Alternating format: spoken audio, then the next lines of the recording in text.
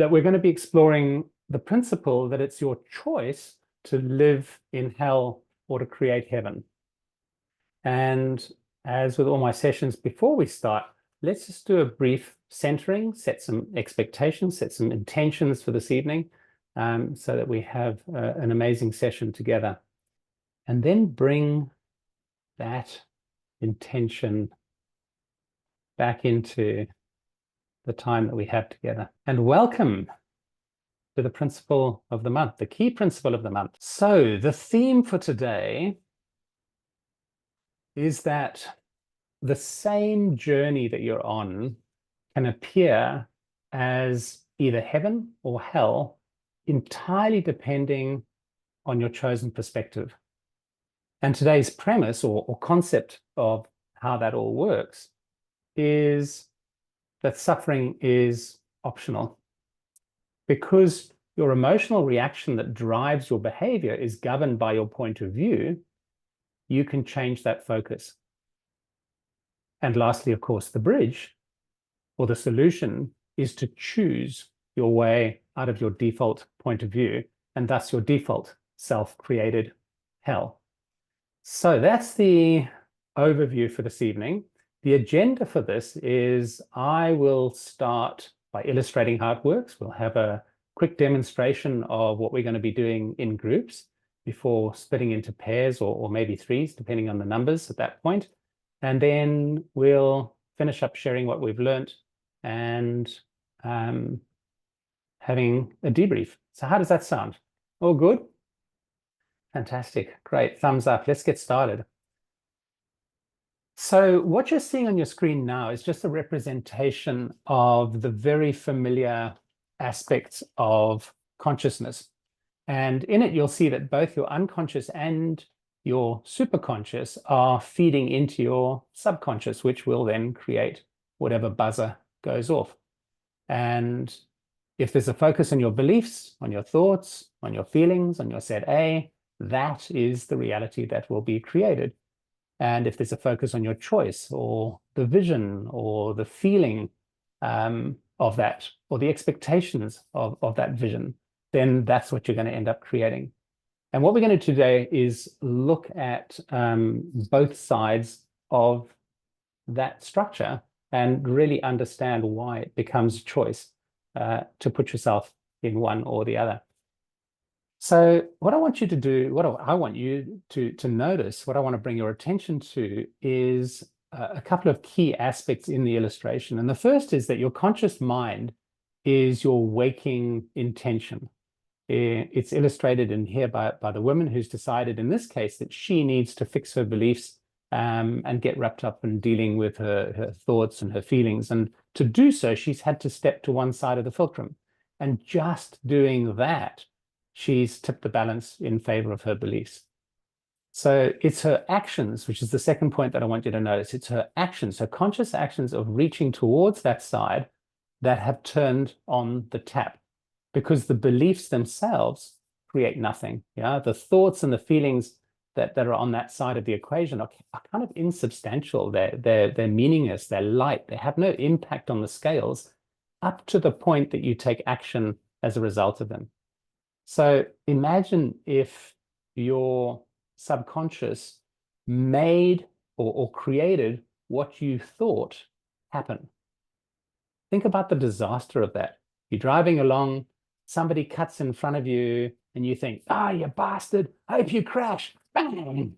You know, it's like they're dead. Wait, I didn't mean it. I didn't mean it. Oops. You're kind of a bit too late. Or your lover stands you up and you think, "They can go to hell." Bang. No, wait, figuratively, I didn't mean it, you know. So your subconscious created what you thought and what you dreamed, then you'd be surrounded by dead bodies. It would be a horrendous thing. So fortunately, your thoughts and feelings actually don't count for very much, but your actions do. And the other thing to note is that your set B or your superconscious is still feeding a message to your subconscious, even in your drama. Just you happen to have your back turned and you can't hear or see your intuition. So just be aware that your unconscious mind and your superconscious are both constantly feeding into your subconscious. And we tend to think in this work that we're either in our set A. Oh, I'm in my set A. Oh, I'm in my, now I'm in my set B. And you're not always 100% either in one or the other. The truth is that subconscious is constantly getting conflicting messages all the time, but it kind of doesn't matter.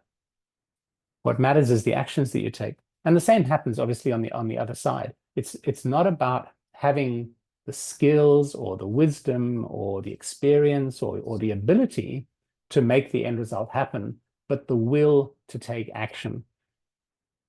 Some sort of action towards what you would love, despite the negative thoughts, despite the feelings that you've got. And by doing that, tipping the focus and convincing your subconscious that's what you intend. So did you hear that? Because it's actually a really, really important message. The reason for taking action is not to get yourself from point A to point B, but to convince your subconscious of the focus on the end result that you want. It's a really important point. We always take it on and go, it's up to me, and I've got to learn more, and I've got to understand more, and I've got to be more, and it's up to me to get me from A to B. But magic happens when you take actions contrary to your belief of not being good enough or not being adequate or not having the skills. And that's when the magic happens.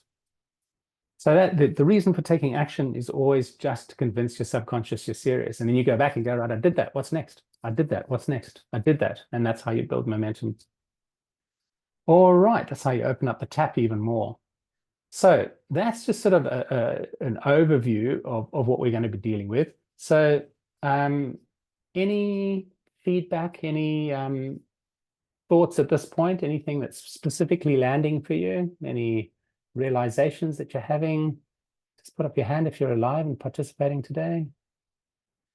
Oh, good. There's a few people there. Kath, your hand was up, but you don't have to share. Louise, have you got something to add? What was your... Yeah, I really love that diagram, by the way. It's awesome. Probably just the last point you said about action is to convince your subconscious that you're serious about where you want to be. But also that, yeah, if your thoughts and feelings don't actually eventuate into anything without the action, so you can sort of cut yourself off at that point and, I guess, refocus. So yeah, great. Okay. Right? Yeah. Thanks. So at this stage, it should be all very familiar work. It's just sort of an overview of it, and just a refresher to bring you into what we're going to be dealing with today. So thanks for that. That's great. All right, so let's continue. So the next thing I will take you through is making it practical. Shining some light on what focus you have. And we're going to have a look at what we're going to be covering today. So we're going to be working in pairs, and you're going to identify something. Between the two of you, you're going to choose who's going to go first, and you're going to be asking questions of them. And the first question you're going to be asking of your partner is you're going to get them to identify something that they would absolutely love to have, something that they're committed to, something that they would love. And you get them to state it. And it doesn't have to be an existing choice. Here's an interesting thing. We use Fritz's work and the whole structure of choice making, but in itself, it's just a training mechanism for every single thing that you do during the day.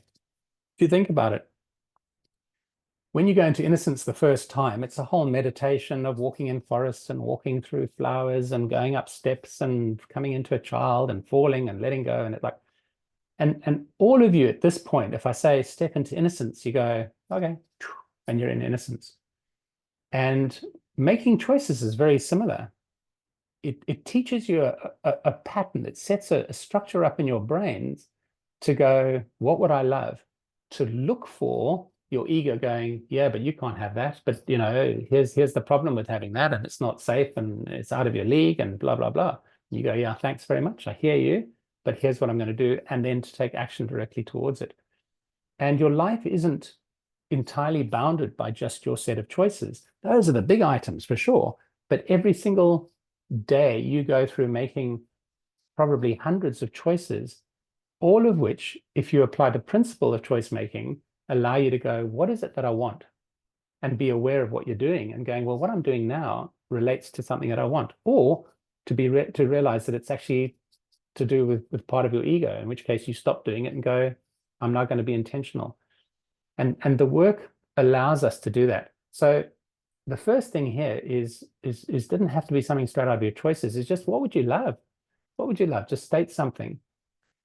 And when the thing you would love is stated, when you claim it, it actually becomes a message. It's like you speaking it out loud is a vocal way of going, I want that, and it grounds it a bit more in your subconscious.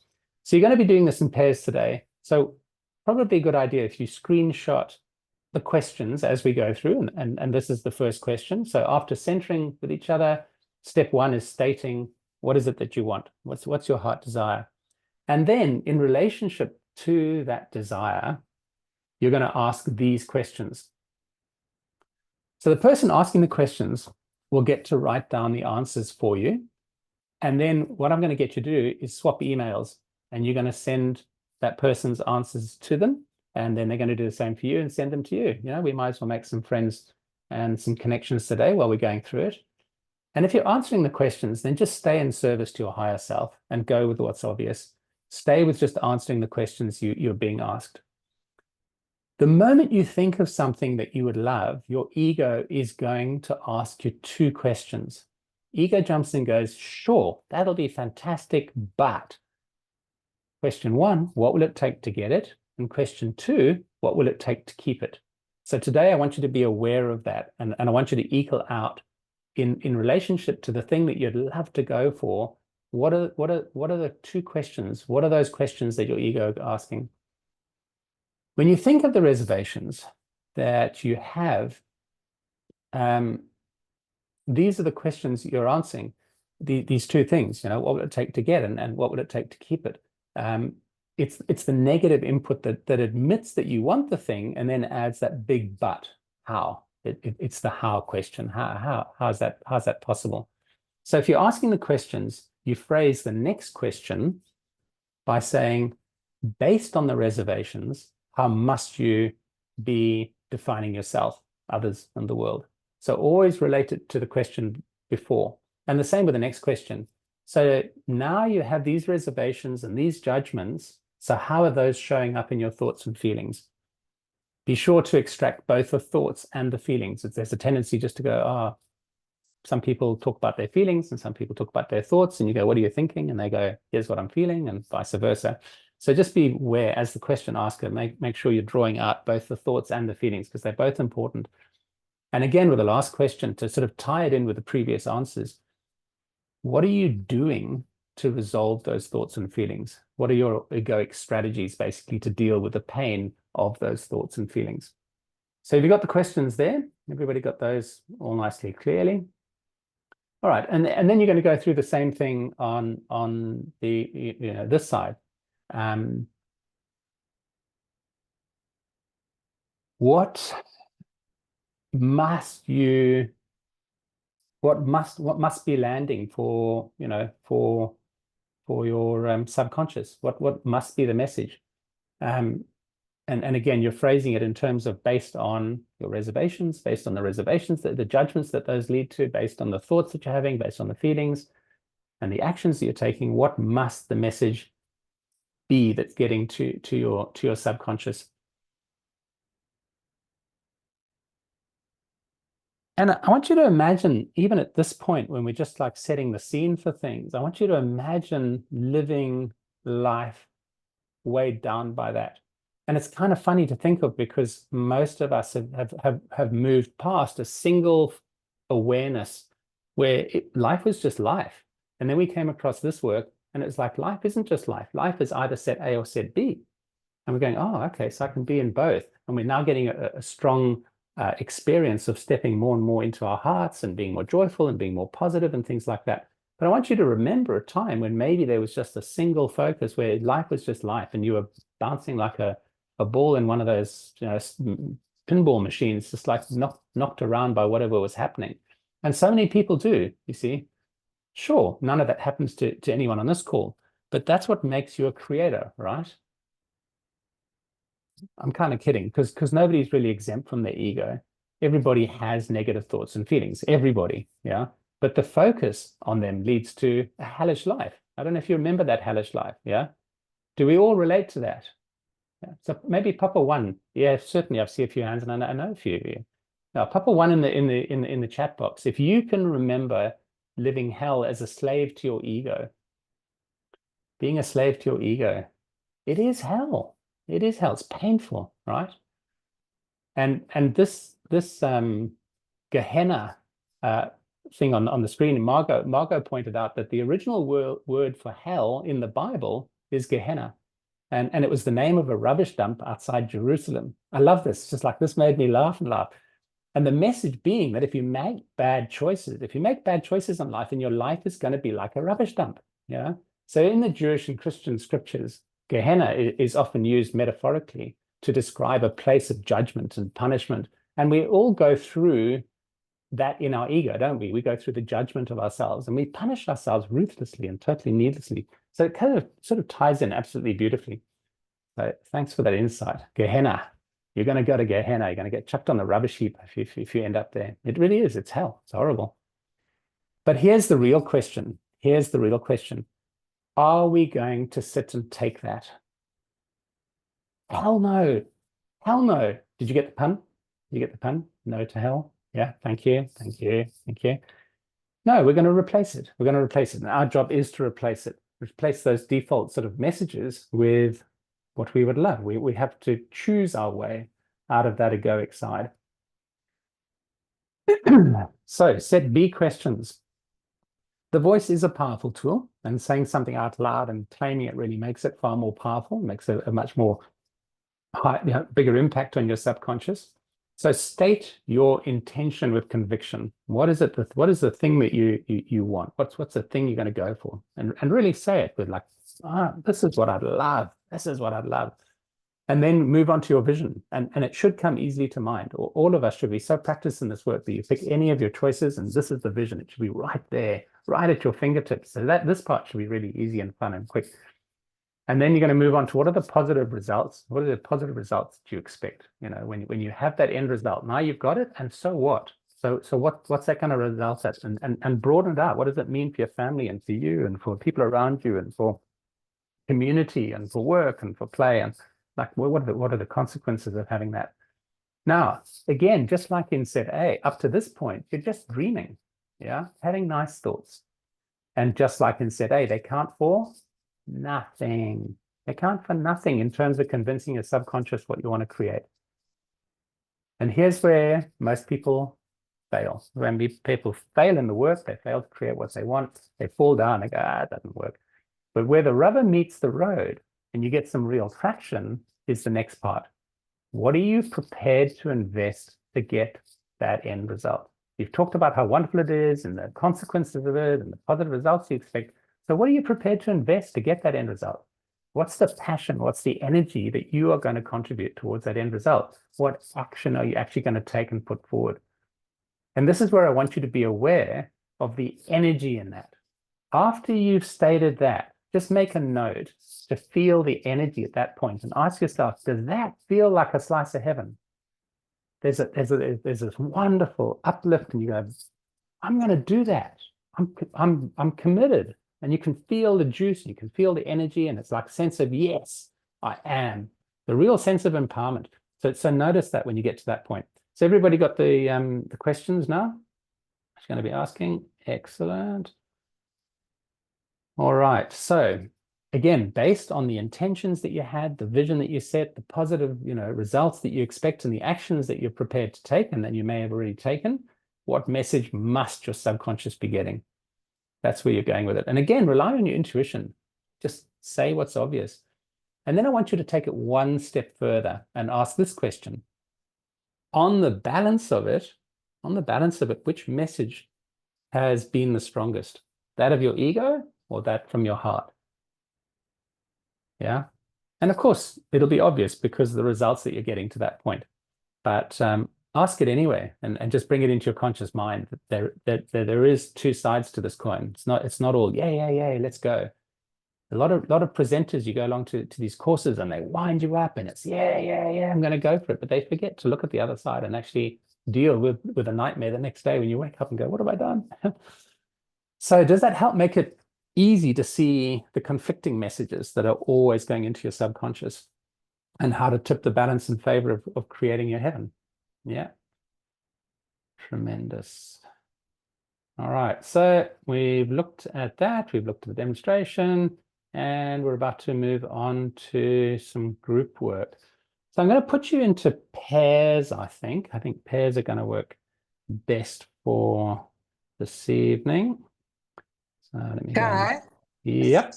sorry to interrupt. I'm having a very bizarre problem with the microphone and sound on my desktop. So I've joined on my phone as well, just for the sound. So could you add me and my phone to the room, because I'm using my phone just for sound, not my desktop. Okay, I'll see what we can do. I can see what Sorry. we can do. All right. No problem. So are there any questions at this point? Any questions? I'm just going to go and create some breakout rooms and see how the numbers fall. And what I'll do is I'll leave Louise, my amazing breakout co-host, out, and then I'll add her in if need be, if that's okay. All right, so that looks good, that looks good, that looks good. So I'm looking for 2 Margos. What do you know? There we go. Margot. Thanks. That's all right. Send you to room 4. And then Miklos, you're going to be working with Louise. So you might arrive in your room, it'll be only you, and then Louise is going to join you. All right, so I'll get her there shortly after all of those rooms are opened. In the meantime, let's just put some house rules in place. So you're going to take turns in asking each other the questions, and you're going to record each other's answers. You're going to get each other's emails and send each other a copy of those notes that you took for the other person. You know, might as well make some contacts and friends today. So those of you watching the recording, just as a note, please make sure that you take the time to work with a friend and actually go through the process. It's one thing just listening to it, but knowing and not applying is the same as not knowing. So let's give 20 minutes each way for the questioning and 5 minutes at the end of each 20-minute session. So that's a total of 50 minutes in the meeting rooms. I'll do the timekeeping and I'll let you know to wrap up and to debrief and then to start again with the next person. And, you know, you're all masterful, so stick with what's obvious. And of course, you can always go deeper.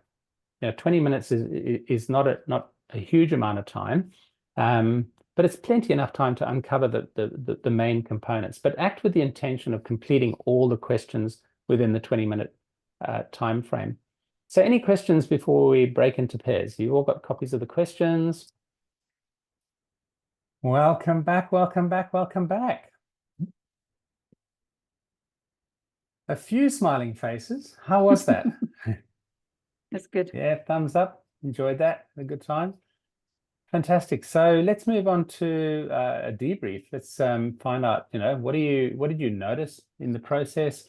What are you learning? What was your experience? How do you like one focus over another? Moira. Hello. Hey. What I appreciated the most was just going through everything and being able to see both set A and set B. And what was empowering was to see, oh, actually, I can swing very easily between the two. Like that's actually a well-oiled machine, as opposed to being in set A and it's like being stuck there. And I really loved does set A or set B have the power at the end? That final question, that little question of time to own it, The other thing that I found really useful was the focus on actions. Just the like negative thoughts and feelings, yeah, but what actions do you do to deal with the pain, or what actions have you taken towards? Yeah. And so the questions, I found the questions useful because I felt as though they actually showed the weight more. They showed how it would slant like this, or it would slant like that. Like you could, you know, thoughts and feelings come so easily. You just could feel the, and then the stepping out and going into the vision, you go, oh no, okay. So yeah, I love the feeling of we can push our weight somewhere as far as focus goes, and that to me actually makes choices feel more doable, strangely, because it's like a slight shift. It's just like a course adjustment was what I got. Fantastic. Great. Awareness is everything, isn't it? Awareness of the thoughts, awareness of the feelings, and more importantly, the ability to bring back your awareness of your vision. Step back into the energy of that. Yeah. Kath, and then Louise. Actually, what's a bit of an eye-opener, you know, is that sometimes when you're taking actions, you're actually taking actions that lean you still towards set A. You know, you think, oh, yeah, I'm taking actions, but the actions are actually reinforcing A. So that was a good thing to see, a good clarity moment. Thanks, Kath. That's a good insight. Tremendous. Louise? I'm sort of similar to what Moira said, but I guess the deeper you get into the work, I just feel that energy shift so strong now. Like when you do the set A, I was just like, oh, yuck, heavy, gross. But as soon as we started doing the set B, I was like, yeah, that wasn't, where's you know, set A wasn't even a problem. What's set A? Like, yeah. So I really love that. And then just also when you work with a partner, like you go deeper and you just got to stop the bullshit. That's where I get, like, because I can bullshit myself a lot. And then when you have someone really drawing it out and going to that deeper level, you're like, okay, actually, this is what I'm doing. This is what I'm trying to do to diffuse the pain. Like, and it's really great. So yeah, thank you. Fantastic. That's the heaven. That's that feeling of like possibility, excitement, enthusiasm. And the other thing you bring up there, of course, is using the higher over the lower. That energy of like, oh, current reality doesn't seem like a big problem. It only comes when you're enmeshed in the vision.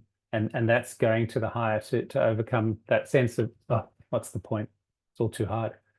Yeah, good one, Louise. Minnie, good to see you. So I did one of the choices that we were working on that I haven't visited for a long time. So what came up for me is it seems impossible. That's why I wasn't visiting it. So now it just reinforces the importance of setting the intention or doing the choices like regularly, and then it made me feel lighter, like, oh, actually it's possible because it can happen. Like that's my thought. So yeah, it's just really we create our heaven. So yeah, that's what I've got. Absolutely fantastic. So you remind me of that point, that the reason for taking action is not because you have the competency, the capability, the wisdom, the experience. It's not you and your capabilities that is going to get you the vision that you want. Taking action is designed to tell your subconscious, I'm serious about it. And your subconscious goes, crikey, they're just heading off despite all those conditions, but I better make it happen. Bang. And that's where the magic comes in. That's the joy of the work. Is the serendipity and the extraordinary, you know, coincidences that happen that move us in ways that we could never have designed if it was left to us and we were going to design how to get there. Oh, take us a lifetime. That's the point of the work. Fantastic. So thanks for bringing that up, Penny. Yeah, absolutely. Cam, Phil, all the way from Japan. Yes, all the way from Japan. What really struck me for this is that I didn't have a choice when I was actually asked, and it just was the first thing that came to my mind. And even though it was a mixture of some choices I've had in my daily choices, what was really profound is that we can do this on any choice that we have. And because I just instantly made it up then and there, it showed me how I can actually apply this to anything and everything. It doesn't have to be my set choices that I've actually do on a daily basis. And that was so inspiring. And I'm so grateful to my partner, because she was able to draw so much more and pick up so much more on a deeper level that I've been struggling with, that I didn't realize I was struggling with in my set A. And so this has been very profound in that level, knowing that you can pick anything. And it's amazing how deep you can actually allow yourself to dig to really bring up where it lies. Yeah. Fantastic. Thanks. And good point. Really good point. Good learning too. Very, very exciting. It's wider than just your choices. It really teaches us how to be in every moment of the day. You know, one of the central things in natural success is about perspective, and the idea that when you in a drama, when you're in a crisis, all you can see is that drama, is that crisis. And just about every tool in natural success teaches us to get perspective. So if you take this diagram here, when you're in crisis and drama, that's all you can see. That's what it feels like your whole life's about. And it doesn't matter which tool you use, but the concept of being able to step back from that and put it back into perspective. And if you think about it in terms of a time horizon, then when you're up with your face against the board, all you can see is that moment in time, and it becomes really important. And I think the example I used most recently was like you kick your toe against a chair or something, and it hurts. And it's like, and you're jumping up and down and you're swearing, and who put the chair there, and how come I didn't see it, and I should have been wearing shoes, and it's worse in winter, and it's like, but that's all your mind thinks about is that moment. With perspective, you recognize that in a week's time, you won't even remember that you'd stubbed your toe or which day it was or what it felt like. It's just like it's over. And if you keep stepping back and further back to the point where you are a creator, what's your time horizon become? Infinity. And within the context of infinity, how important is your life, really? Like, it's just a tiny little slither, let alone what's happening within the lifetime. And so most things you'll find in life, like, do they really need that drama and that crisis? No. So just remember, perspective is everything. And the exercise we did today gives you that perspective. It goes, oh yeah, okay. But this, when I have perspective of that, suddenly I know exactly what's important and where I need to be spending my time. So let's wrap up this evening if there aren't any other urgent shares. Homework for June is actually applying the learning through the month and bringing it along to the debrief on the 27th of June, same time, to discuss how you have found being aware and getting perspective, and remembering that you get to choose. If you're feeling like you're in hell, choose not to be. It isn't impossible. So thank you very much. That is a wrap up of the key principle of the month. Really appreciate you guys coming along. Great to spend some time with you, and wishing you an amazing month. We'll see you on the 27th and discover what you've created in that time. Take care, be well.